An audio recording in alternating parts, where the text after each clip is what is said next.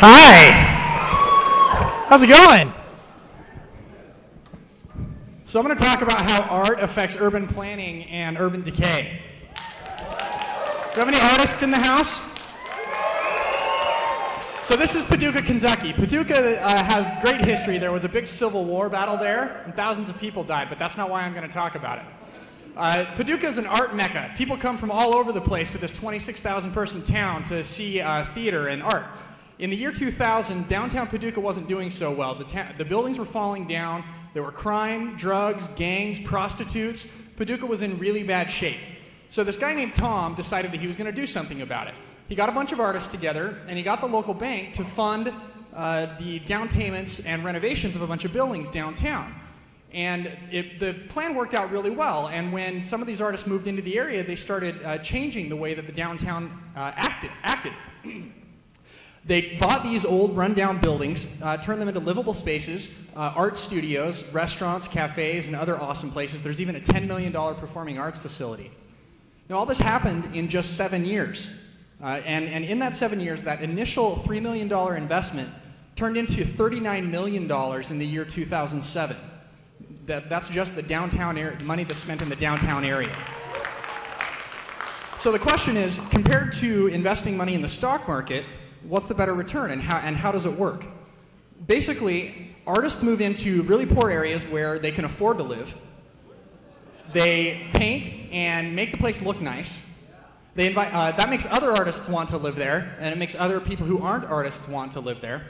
And then, once that happens, other supporting businesses start moving there as well. Things like cafes, art galleries, restaurants, and other retail shops, because all the wealthy people who want to buy the art start visiting those areas, and all those other businesses come in to supply those rich people.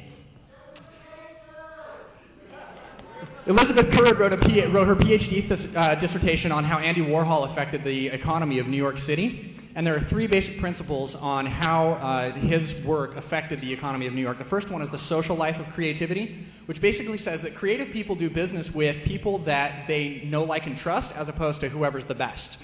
So instead of saying, who's the best at this, they look around at their friends and say, who do I like the most? I'm going to do stuff with them. The second principle is the economics of the dance floor, which basically says that people generally don't do business deals in the boardroom or in an office. Business deals usually get done someplace fun, like on a dance floor or in some place where they're at an art gallery or some other place where they're having a good time. The third is creating buzz and selling cool, which basically means that artists are really good at creating tertiary businesses. For example, Beyonce and Jay-Z both started really successful clothing lines, perfume lines, and other tertiary businesses. So what all this means is that artists are really good at creating places where everybody wants to go hang out, everybody sees cool stuff, and because everybody sees everybody else going there, you get a bunch of really talented, smart people together in one space, and once that happens, you get really awesome projects coming out of that, and that can have pretty serious economic impact. So what does this mean for Portland? Portland has a really strong creative class, yes? We have a lot of actors, like me, painters, designers, a lot of just really creative, fun people.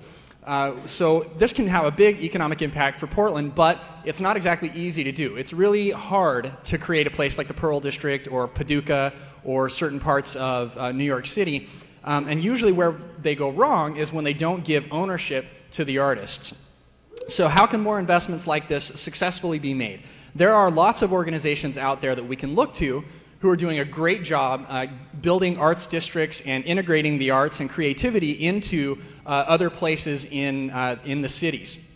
The National Endowment for the Arts last year had a budget of $124 million, and they give what's called a matching grant, which means that if you get money from the NEA, you also have to show that you're going to get money from someone else. So last year, the NEA generated about $1 billion in grant funding for arts organizations.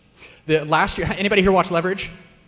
Okay, so last year, Leverage received $4 million in tax money, but generated $20 million in the Portland economy. That goes to actors, set designers, crew, drivers, restaurants. The cities of Cleveland and Detroit are making major investments in their downtown areas. There's a rundown car factory in downtown Detroit that was approached by a group of artists who wanted to use that space as a studio space. And that guy's car factory is actually profitable now. It's been sitting empty for years.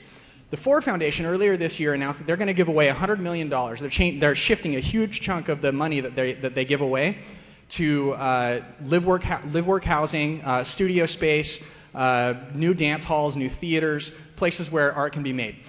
In order to be successful in the long term, art projects have to give ownership to the artists, give them incentive, and give them the ability to actually own the places that they move into and renovate, so that it creates a diverse and strong neighborhood for the long term.